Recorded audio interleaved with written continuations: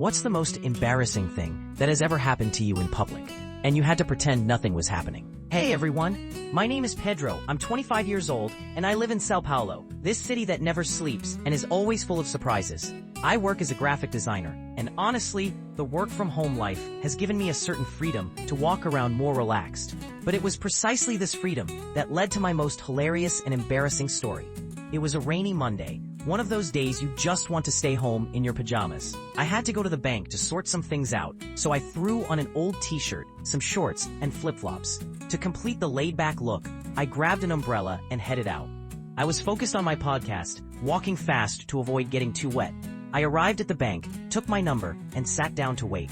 The place was packed, as always. I was just chilling when I started to feel some tingling in my foot. I thought it was the flip-flop, which was a bit loose. I went to adjust it, and to my horror, I realized that I was only wearing one flip-flop. Only one flip-flop. My other foot was bare, completely barefoot, in the middle of the bank on a rainy Monday.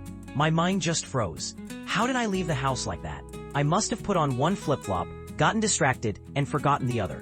By this point, the bank was already full, and there I was, one foot with a flip-flop and the other without.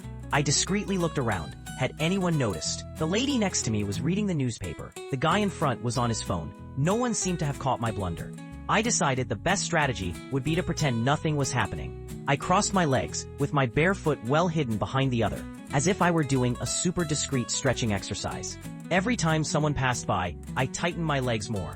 If anyone called me, I'd have to limp, as if I twisted my ankle or something. The wait was eternal. Every minute felt like an hour.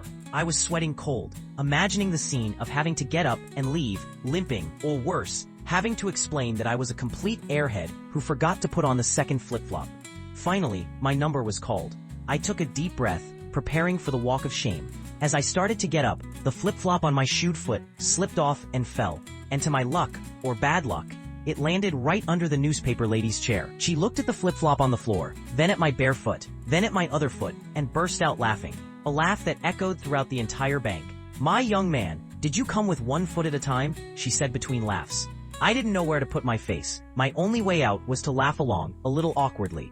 "Yeah ma'am, looks like Monday got the best of me," I replied, red as a beet. I picked up my flip-flop, put both of them on, and went to the counter, feeling all eyes on me. Even today, when I think about it, I laugh. That was the day I went to the bank with one foot at a time. And the lesson? Always check your feet before leaving the house, especially on a rainy Monday. Pedro's story shows us that life is full of hilarious blunders and that sometimes the best reaction is to laugh at yourself. The most embarrassing situations can turn into the best stories to tell. What about you? What's the most embarrassing thing that has ever happened to you in public?